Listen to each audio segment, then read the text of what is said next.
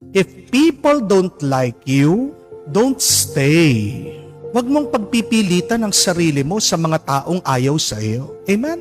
Kung ayaw ka, umalis ka. At hindi masama yun. Kasi kung hindi ka aalis, mananatili ka at ipipilit mong sarili mo sa mga taong ayaw sa iyo, wala kang mabuting magagawa. Matutuyo ka at baka ikamatay mo pa. Amen? Subukan niyo po ito. Araw-araw, yung inaalagaan mong halaman, murahin mo, sigawan mo, pagsalitaan mo ng masasakit, pagmasdan niyo po. After 1 week, after 2 weeks, kahit na dinidiligan mo yan, pero dahil pinagsasabihan mo ng masama, ano po ang makikita nyo? Anong mangyayari? Matutuyo yan. Unti-unti, mamamatay yan. Pero subukan nyo po na yung halaman na inaalagaan nyo, huwag nyo lang diligan pero kausapin nyo ng mabuti. Pagsabihan mo ng mga magagandang bagay, sabihan mo, ang ganda mo. Mahal kita, huwag kang mag-aalala, iingatan kita. Pagmasdan nyo po, after 1 week, 2 weeks, mabilis lumaki yan. Lalabong, lalago, mamumunga. Amen? Kung yung halaman, minumura mo, malalanta, paano pa kaya yung tao? Di po ba? Kung kaya lang umalis ng halaman na nakakarinig ng masama, gagawin niya. Hindi po ba? Kaya kung nga yung pusa na gala, pinapalo mo, hindi babalik yan doon sa bahay niyo. Kasi ayaw niya. Alam niya, ayaw siya. Dapat ikaw din na tao, kung alam mong ayaw ka, dapat ligtas mo din ang sarili mo. Amen? Ano pa ang dahilan para manatili ka sa mga taong ayaw sa iyo, sa mga taong hindi naniniwala sa iyo, sa mga taong hindi ka mahal? Sabi nga, if you stay with people that don't love you, you are like in an airport waiting for a ship. Kung nananatili ka sa mga taong ayaw sa iyo, para ka daw nasa isang paliparan naghihintay ng bangka. Ibig sabihin, yung hinihintay mo, hindi darating. Kasi nga, hindi ibibigay sa iyo. Dahil ayaw ka, dahil hindi ka gusto, dahil hindi ka mahal. You don't have to stay. If you want, you can go. Just like the Lord. Ang ating Panginoon, inayawan din siya. Pinagsalitaan pa nga siya ng masama. Mismo na mga kamag-anak niya pag uwi niya doon sa bayan niya. Minaliit siya. Ano ang epekto? Narinig din natin. Hindi daw siya nakagawa ng himala. Pero kahit na paano, nakapagpagaling. Pero nanatili ba siya? Pinilit ba niyang sarili niya? Hindi. Umalis siya. At pumunta siya doon sa mga taong nangangailangan sa kanya. Ganyan din sanang gawin natin. Kung ayaw ka, umalis ka. Pero, ito po yung tandaan nyo ha, kahit na lumayo ka, huwag kang titigil sa pagmamahal mo dun sa mga taong ayaw sa iyo. Kahit na umalis ka, huwag kang titigil na ipagdasal mo sila.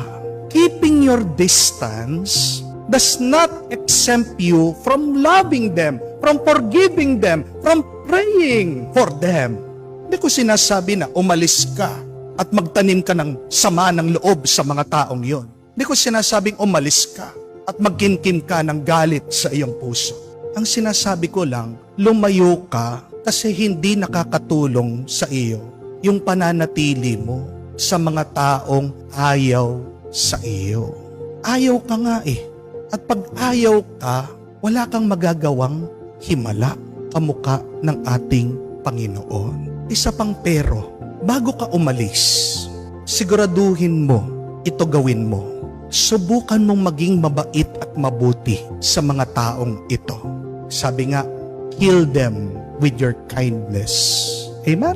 And if kindness does not work, what should you do? Be more kind. Hindi lang yung maging mabait ka, maging mabuti ka. Subukan mo pa rin magmahal, magpatawad. Do your best. And then, if your best is not enough, ask the Lord for His grace. Do your best once again. But put a limit on it. Baka maubos ka. Ikaw ang kawawa. Amen? And the Lord understands. Because remember, there are other people who needs your goodness. Meron pa mga ibang tao na matutulungan mo. Meron pa mga ibang tao na nangangailangan. sa iyo.